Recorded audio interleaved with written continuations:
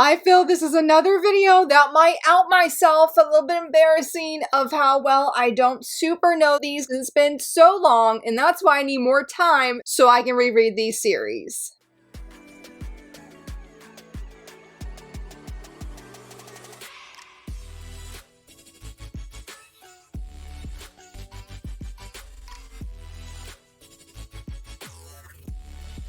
Hello friends, happy Wednesday. So very excited that you're here, so excited for this video. Shout out to channel and Patreon members who actually voted for this prompt. It tied with my earlier video of 5 series I've read but have no memory of. Yeah, that video was pretty embarrassing. I really outed myself on that one. And I feel like today's video might be a little bit similar because it's been a hot minute since I have read some of these series, and that is for today's theme of I wish I had more time so I could reread them, because I've definitely been putting newer series, newer volumes. They have been taking precedence over anything else I really have wanted to read, and I wish I would sort of stop doing that sometimes, but also at the same time I feel like I get really behind if I'm not keeping up on the new stuff that's coming in, because there's just so much. I mean, we talked about that in Monday of the new licenses we just got at San Diego Comic-Con, and we've gotten so much more even before that because we had another video talking about all the licenses of 2026 so far. That was a very exciting video if you'd like to check that one out as well. So yeah, let's talk about some of these series that I really want more time, or just make time. Maybe that would be a better way to say it too. So let's go ahead and dive in. For number 1, I was a little unsure of exactly which series I wanted to feature. I wanted to feature an Sakisaka manga because it's been a hot minute since I have read any of her older series, so I decided to go with Strobe. This was my very first Sakisaka manga. I have very fond memories of this. I'll say what it's about first before I dive into that, but it's about our main female character. Her name is Ninako, and she questions and asks, what is love? I believe like some of her best friends, or one of her best friends, is dating, and she just seems so giddy and so happy and so in love, and that's when Ninako starts questioning and asking people, asking her friends, like, what do you feel love is? And I think she's getting different answers, and so she's not really sure what it is. But there is the male lead. His name is Ren. I think that's his name. He's like this really popular guy, and everybody seems to just be head over heels for him. I think she wasn't exactly head over heels for him until she sort of starts to get to know him. He starts smiling her way, and she just starts feeling what would be love, but she's not really sure if that's what it is. And it makes it more confusing because her friend here, I forget his name, I believe that he ends up confessing to her, and it leaves her even more uncertain because she's like, hey, he's a great guy, but she's, you know, she gets something about these feelings that she has for Ren, and so enter this love triangle of sorts. And that was really what was surprising to me when I first read this. I vividly remember staying up until like 1 a.m. Could not put the volumes down. It was so addictive, and at that time I was very, very against love triangles. Like, it was to the point that if I knew a series had a love triangle, I would not even pick it up. I would not even touch it. And while I'm still not a fan of love triangles today, I can say I'm not that harsh, okay? There have been other series I've read that have love triangles, and if it does have one, I wouldn't say a huge deal breaker as it used to be, but it was why it was really surprising of how much I really enjoyed this. I do have a full video review on the series. I know I really enjoyed it. I know volume 6, one of the volumes I don't have that is out of print, or I'm pretty sure it's out of print at this point. I had it on back order at Right Stuff, but we all know it came from that. Anyway, that volume hit me so hard. I think it's one of the greatest and biggest examples of how depression can really affect a person and what it's like when you start sort of spiraling downwards. I really love that volume. I cry every time I read it, but it's been a very, very long time since I have read it. So I would love to come back to this series and see, are my feelings the same in whatever I shared in that video review? Again, I know it was very positive, it was very glowing, and obviously that started where I'm like, man, Sakisaka, anything she writes, I will try. I was very bummed that I did not super enjoy Sakura Saku. I have read up to like volume 3, and I just didn't have the heart to finish it. Don't worry though, what is it, Daydream Darling? Oh yes, I am hyped for that. I've really loved everything I've seen with that one, and I think I'm going to connect very strongly with it, so I'm very excited to have another manga by her that's getting released in English. And so yeah, how though does this one stand up after all this time? It's one I need to make time for, and if not for this one, then All Harbor Ride would be an easily quick second, because that was, I have a a lot of strong feelings about that series as well. That especially was the very first shoujo anime I ever watched in its fullness, and I know a lot of people talk about how the anime was for, I don't want to say older fans, but I feel like when people are first getting into anime several years ago, like Horror Ride was that gateway, that or Fruits Basket, but I've never seen all Fruits Basket. I've only seen actually a little bit of the first episode or clips online that I've seen. I would say in general, Sakisaka is a very special creator to me, and the series especially, and yeah, I just need to reread it so I can remember it.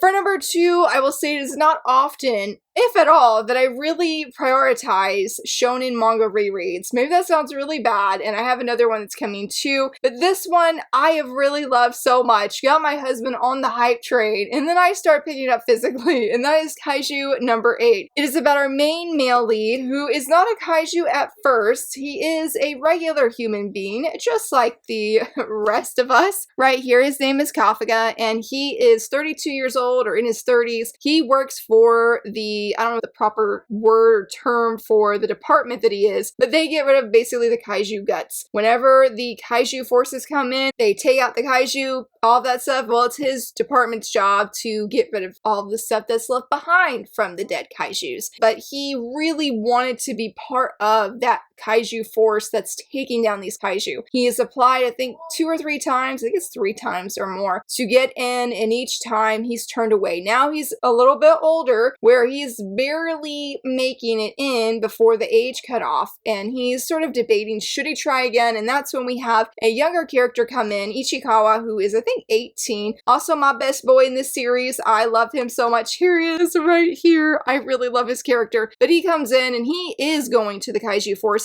He needs the experience before, he wants the experience before he goes into the forces, and he finds out that Kafka has tried several times, and now it just seems like maybe he has given up kind of thing. And Ichikawa is not very happy about this and has some shady words, in my opinion, which hit a nerve with Kafka. But there is a twist where something happens to Kafka, and he actually ends up becoming Kaiju number 8, which now they're like, what do we do? Because this is about to definitely destroy his chance to get into the forces. But through some things, he sort of ends up working alongside them while defeating these kaiju. This series has been so much fun. Several volumes have just been non-stop action that I know I could go read it on the app, but I'm like, I'd rather just read my physicals, and that's exactly what happened. Is I encouraged my husband to check it out, and then on the Viz app, and he was really enjoying it, even though I wasn't even reading it. I gave him the recommendation based off of somebody. Who that was, I don't know at this time. I can't remember.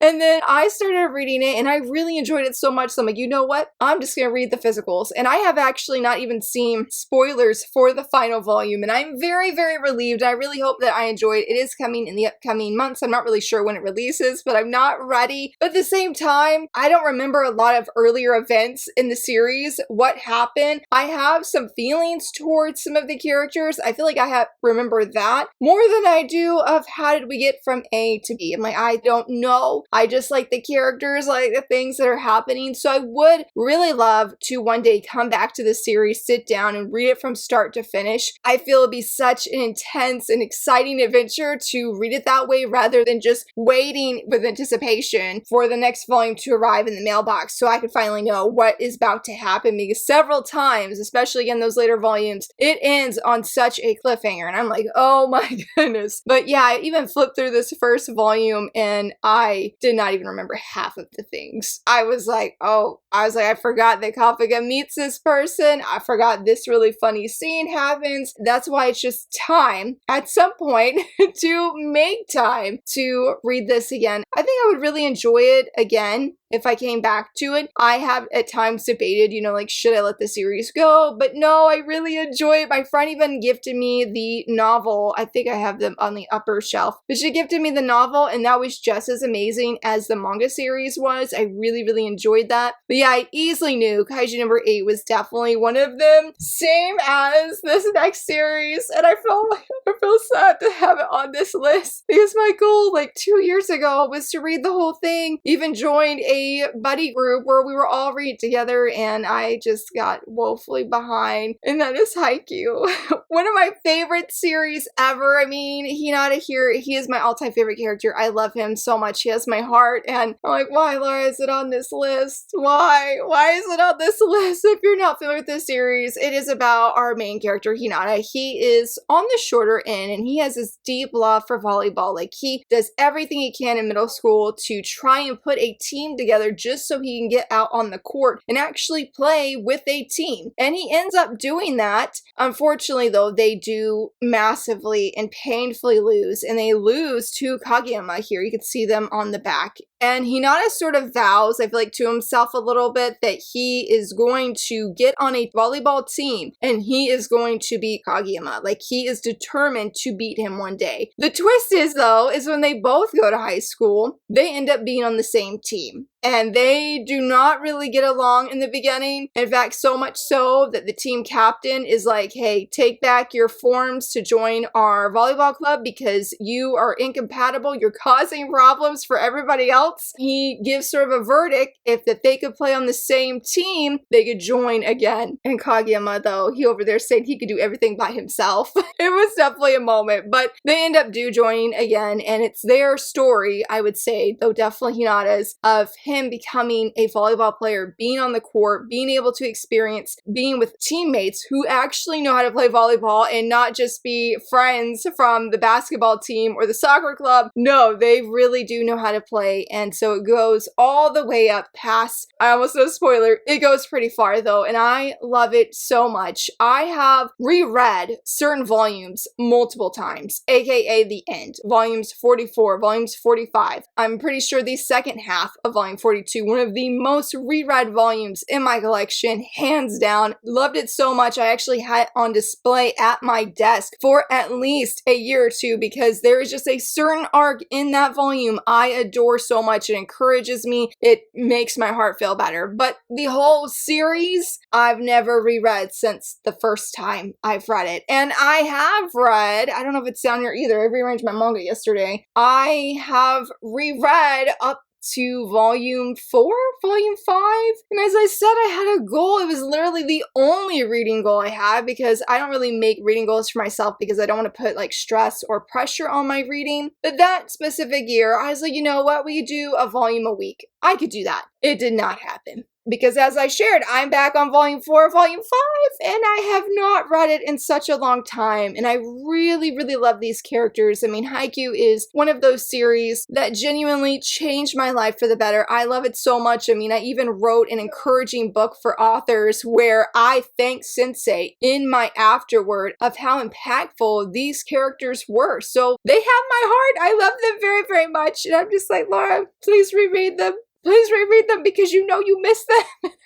I haven't put aside the time to actively and seriously really do it, even though I know that if I do, and when I do, I will be very, very happy because every anime clip I see online, I always stop and I'm like, hey, let me watch this, and then I'll go about my day, go about my scrolling. I'm like, take the time to do the same thing with the manga. Just put a volume out and open, and I have it on my TBR pile, okay? I do have it there. I'm like, don't ignore it. Just open it up and read it because it will make your day better, and you know you will love this reread just as much as the first time that you read it. For number 4, this is one of my favorite isekai, and I sort of debated, do I want to feature it now or do I want to wait till later? I'm like, let me go ahead and do it now. Honestly, I had a different series in mind that I was going to feature, and then I saw this, and I'm like, you know, for it only being, I think it's, 10 volumes, really small volumes, if I might mention, I have no excuse. I have no excuse, and that is The Saint's Magic Power is Omnipotent, the manga. Oh my goodness, I remember reading this for the first time, and it captivated my heart. It's about our main female lead. Her name is Sei, and she is in Japan. She's very much overworked, and I think something happens where basically she gets summoned to another world. But it's not just her. It was her and another person. The other young woman that's with her, she is the one that's claimed to be the really big, powerful saint. And Sei, they're like, just get out. We don't want you here. She's like, well, you know, let me go back home. And they're like, there's no way to go back home. And I can't remember if it said during all of this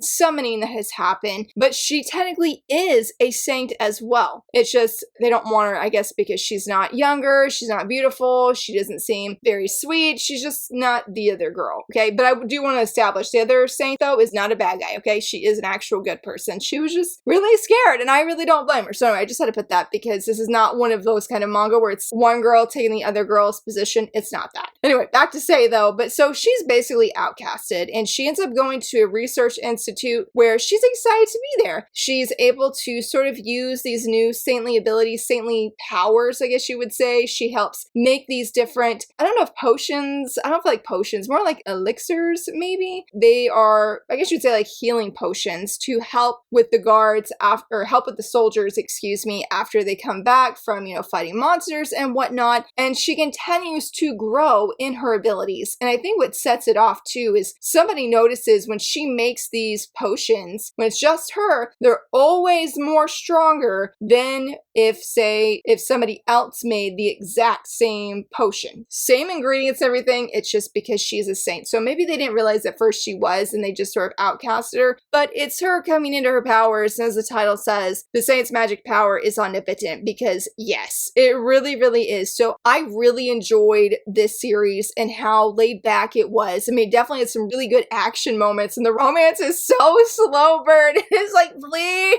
can you speed up? Can you please speed up? In fact, I reread one of my favorite romance scenes in volume 10 actually, before filming this video. And I remember loving it so much the first time, I actually put off reading it, which sounds so weird because I don't typically do that, but it was like, I don't want this series to end. I want to hold on to it, so I'm going to read a volume, not read another one in for 2-3 days, and then I'll come back to it. And I'm like, put it off again, and it was interesting because, again, I've never felt that way, and where I purposely made the decision to stop reading. And I feel like that did not do me any favors because I don't remember a lot of things that happened. Even when I was flipping through this, even when I flipped through volume 10, I'm like, that happened? Like, I forgot, even though I have volume 11 on pre-order, and I have been so stoked to know we're getting a new volume this year because the series is just fantastic. Like, that I know with absolute certainty, without a shadow of a doubt. But look how thin these volumes are. Look how small they are. I have no excuse of why I have not reread this series at any given point. I mean, I feel like I've reread maybe volumes, like a volume here or two, or just a favorite scene specifically, but from start to finish, I have looked at this series several times. I'm like, Laura, you love it so much. Just come back to it. Take the time, sit down, and just read it. Just read it. It will not take you a long time. You know, even if it did, it'd be fully worth that time. Again, I have no doubts about this. So I saw this on my shelf and I was like, Laura, you're going to feature it today because when you go and you edit this video, you're going to remember that you have been meaning to reread this series for a hot minute. You've been meaning to. And I thought this summer maybe I would prioritize more reading, but no, I prioritized gaming instead, which wasn't a bad thing because my kids and I have been playing Minecraft a lot actively again. So it's been really exciting. Not, you know, getting taken out by skeletons and creepers. No, but I would love to, again, make time to prioritize in rereading this because I know, similar to Haikyu, it's gonna make my heart feel better. It's gonna make me feel happy because I really love these characters. And I love the whole isekai aspect. I love the OP-ness that Sei has, but also that she's really humble though, and how hardworking she is, how she at times is just so oblivious to the romance. Like, girl, don't be in denial of your feelings. Just don't. Just don't. So lots of things I would love to see with fresh eyes if I came, you know, sat down and came back to the series.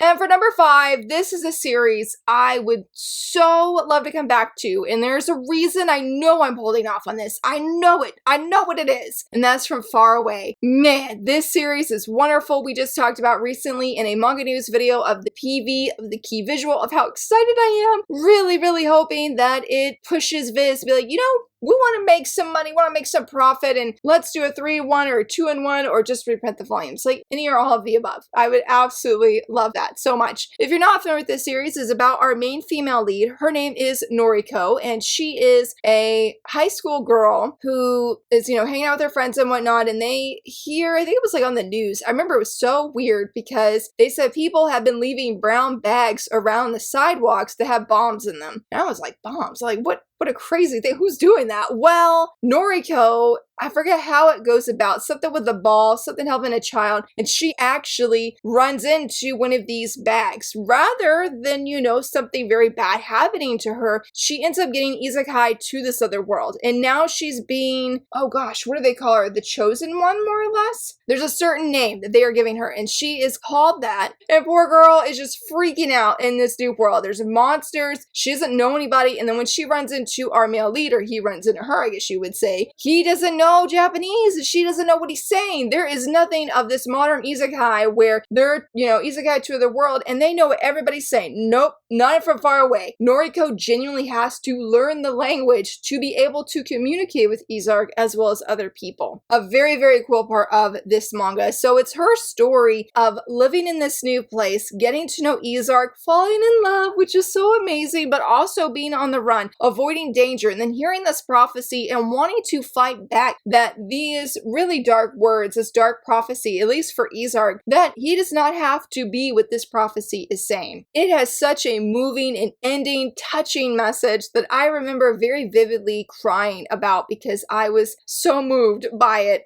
deeply. And the reason I know I've been holding off rereading this series, one of them is because I only own half the series, or I own up to volume 10. Yes, I did pay too much for some of these volumes, I will not deny. And I will feel a little clownish when, if we're to say when we're to speak into an existence here of when it gets reprinted or gets a new edition in English, that yeah, I'm gonna feel a little bit silly that I paid some money for some of those volumes. But I don't have the last 4 volumes, and I really don't want to binge read them digitally. So I've been a little bit unsure about that. So I know I've been holding off a little bit because I want to read the whole thing physically. But the biggest thing is I'm like, Viz, again, give us a new edition. Give us a new edition. I really thought that with it having an anime, and I think a lot of us did, because Red River's a prime example. Suddenly it's getting a 3-in-1 omnibus, and it's like, hello, where did this come from? What is happening? Then we found out, hey, it's getting an anime. And it's like, well, now can From Far Away get the same kind of treatment? I know that people say they don't like the 3-in-1s because of the lower page quality, I believe. But listen, would you rather have that, or would you rather pay like $400, $500 for a single volume? And I'm in that camp of give me the 3-in-1. I want to save money and just to be able to own in English, not a bootleg version, because I got one of those too. Just give me the English edition, a new one. That's all I'm asking. That's all I'm asking. So maybe it's cheating a little bit in the sense of this isn't nearly as much about time, more as the resources